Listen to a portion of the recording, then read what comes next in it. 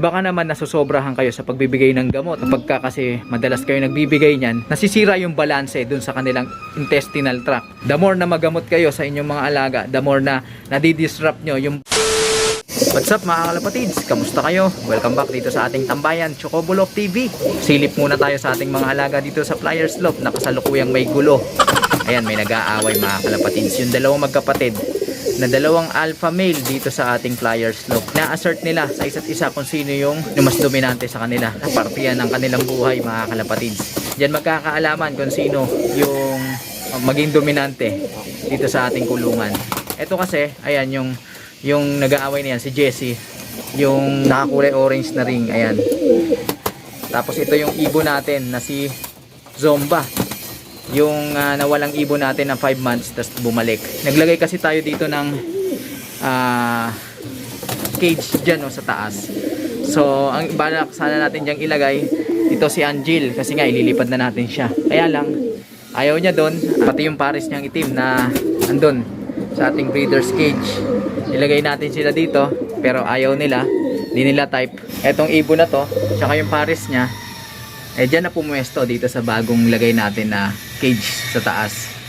Siyempre, libre na yung baba. Ina-assert na nito. Itong si Zomba, yung kanyang dominance. So, siya na yung nagsisiga-sigaan dito kanina sa baba. Dahil nga, nagtatapang-tapangan siya, walang makaporma dito sa ating mga alaga. Sa kabutihang palad, eto mga kalapatids, yung blue check natin, nabighani sa kanya. At mukhang lumalandi na mga kalapatids. Nagpapares na sana sila, pero as usual, sa tuwing may nakikitang nagpapares dito sa ating Flyer Slope, ito the rescue, itong ating cat na to. Yan, inaawat niya. Ganyan ang ugali niyan. Pag may nakikita siyang nagsusubuan at magpapatungan, inaawat niya. Inaaway niya para hindi matuloy. Ewan ko ba dito sa ibon nating ito. Samantala, ito si Angel. So, hindi pa siya sanay dito sa ating Flyer Slope. Sasanayin na natin siya dyan. Ayan, kita nyo, gustong-gusto niya lumabas. Pero sa una lang yan. Hayaan na lang muna natin siya dyan masanay.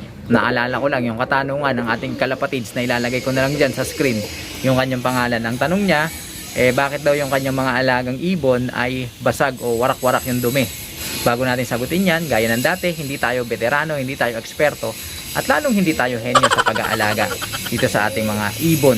Ang sa atin lang, base sa ating karanasan. Maraming dahilan bakit nagkakaganon na basa minsan yung ating yung mga dumi ng ating mga alaga. Maaaring stress yung ating ibon pagkagaling sa liparan, malayo ang liparan. Asahan ninyo mga kalapatids na kanubi na yung dumi niyan basa, oo, barag-barag. Kung yan naman ay breeder at lalo-lalo na kapag nagsusubo, ay may mga pagkakataon na warak-warak o basa, malambot yung kanilang mga dumi sapagkat alam nyo naman pag nagsusubo kailangan niya ng maraming tubig, uminom sila ng maraming tubig dahil yun ang tumutulak dun sa isinusubo nilang pagkain. Ang tendency nun kapag maraming intake ng tubig, natural yung kanilang dumi basa.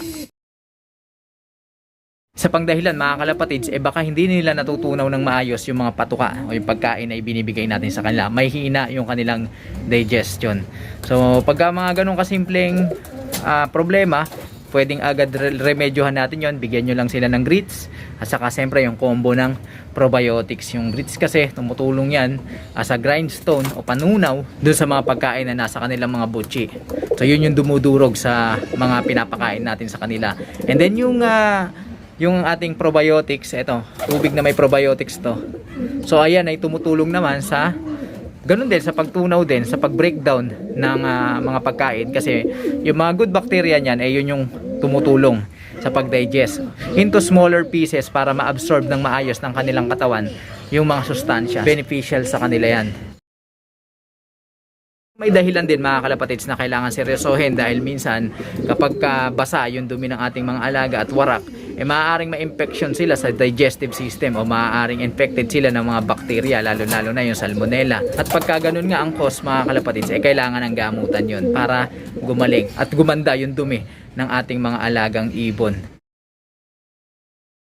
Isa pang dahilan bakit basa at durog yung dumi ng ating mga alaga, baka naman nasusobrahan kayo sa pagbibigay ng gamot lalo na sa antibiotics at mga pampurga.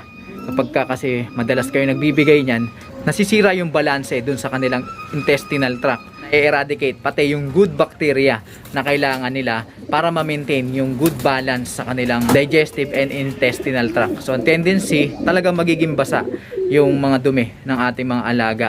Pansinin niyo mga kalapatids na kanubi, kapag ka naggamot kayo, lalo na antibiotics, nakita niyo yung dumi ng inyong mga alaga, hindi maganda.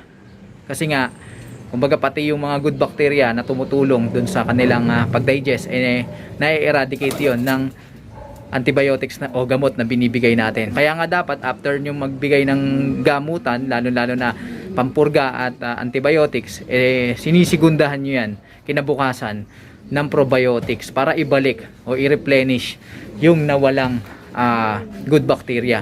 Pero it takes time dahil hindi naman basta-basta pagka binigyan nyo ng probiotics babalik yung balanse. Kumbaga magkukultivate pa, kailangan pang pumwesto ng mga good bacteria dun sa kanilang intestinal tract hanggang sa ma-reach nila yung balance, and then dun pa lang gaganda, dun pa lang aayos yung digestive system nila, magpapaayos naman sa kanilang mga dumi. Kaya kung mapapansin niyo, hindi tayo magamot sa ating mga alaga. The more na magamot kayo sa inyong mga alaga, the more na nadidisrupt nyo yung balance dun sa kanilang pangloob na sistema. Hindi totoo yan. So yun, sana nasagot yung katanungan ng ating kalapatids. Shout out sa'yo. Samantala mga kalapatids, etong pares na to na dating nakapwesto dito, naglilimlim dyan sa baba, inalis ko na yung kanilang pugad dyan at dinispatcha na natin yung kanilang mga itlog. Shout out kay Sir Alan Flores. Sir, pasensya ka na, hindi na tuloy o hindi na buhay yung mga itlog. Kung hindi nyo natatanong, etong dalawang to mag-ama yan.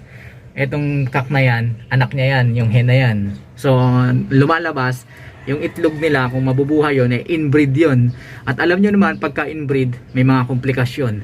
Hindi na natin tatalakayin sa episode na ito yung ukol dyan dahil medyo komplikado. Siguro gagawa na lang tayo ng separate na video. So yun mga kalapatids. So maraming salamat sa inyong pakikitambay dito sa ating munting tambayan, Chocopolop TV. At kung nagustuhan mo naman ang video ito, huwag mo nang kalimutan mag-like, comment, share para nang sa ganun marami pa ang maabot ng ating programa. At kung hindi ka pa nakapag-subscribe, mag-subscribe ka na para sa tuloy-tuloy nating kwentuhan na nakapupulutan ng mga kaalaman. Ano mga kalapatids? Hanggang sa susunod nating pagkikita. Paalam!